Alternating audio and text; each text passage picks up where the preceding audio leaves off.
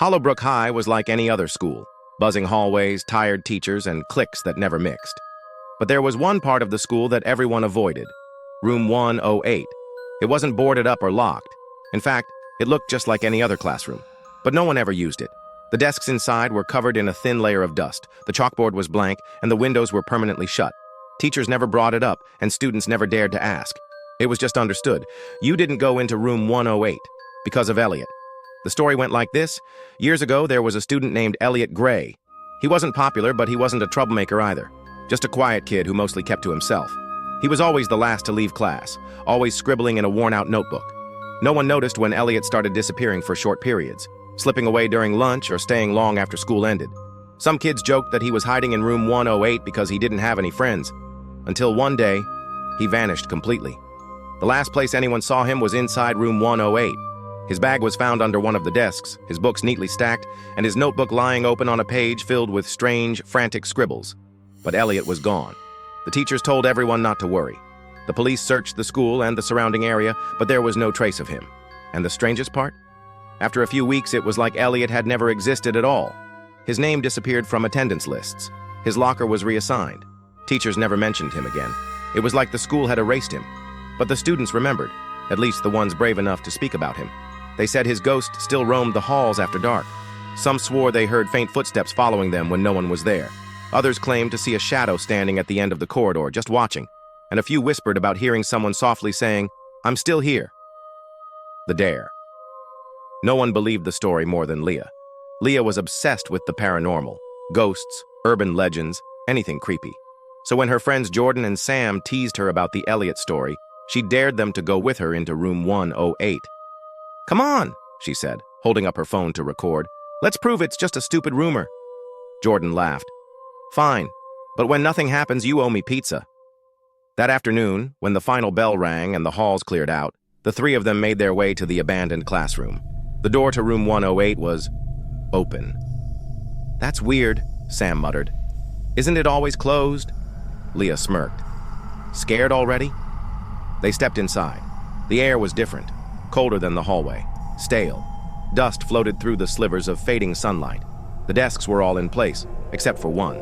In the back corner, a single desk had been dragged away from the others facing the wall, and carved deeply into the wood was one word: Elliot. Jordan's laughter died in his throat. "No way! Someone's messing with us!" Leah's flashlight flickered. Then, faintly, almost too quiet to notice, they heard it. Tap, tap, tap. The sound of fingers drumming on a desk, but none of them were moving. Who did that?" Sam stammered. The tapping started again, louder this time, but from another desk. Leah's hand shook as she raised her phone, the screen glitching slightly, static hissing through the speaker. Then, a thud against the wall. They all jumped. Something had fallen from the bookshelf at the back of the room. Leah cautiously approached and picked it up. It was an old, dusty notebook. The cover was worn, the pages yellowed. When she opened it, her stomach twisted. The handwriting was frantic, unsteady, and the same words were scrawled over and over again. "I'm still here." Sam backed away toward the door. "We need to go. Now." But the door, the one that had been open, was now shut. And when Jordan grabbed the handle, it wouldn't budge. Leah's flashlight blinked out. The room was swallowed by darkness. Then they heard it, a faint, ragged whisper. "You shouldn't be here."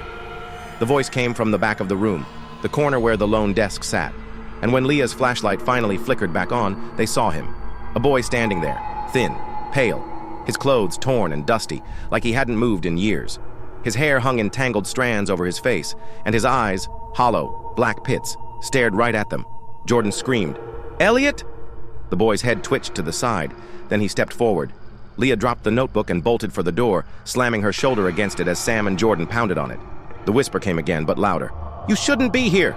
The lights in the room flickered wildly, and with each flash, Elliot moved closer. One moment he was across the room, the next just a few feet away, his face now visible, skin gray and stretched, mouth unnaturally wide as if frozen mid-scream. With a final push, the door flew open. They tumbled into the hallway, and when they looked back, the room was empty. No Elliot, no notebook, just the silent desks, the aftermath. The next day, Leah checked her phone, hoping she had recorded something, anything, from that night. But the video was corrupted. All that remained was one frame, frozen in time. It showed room 108, dimly lit.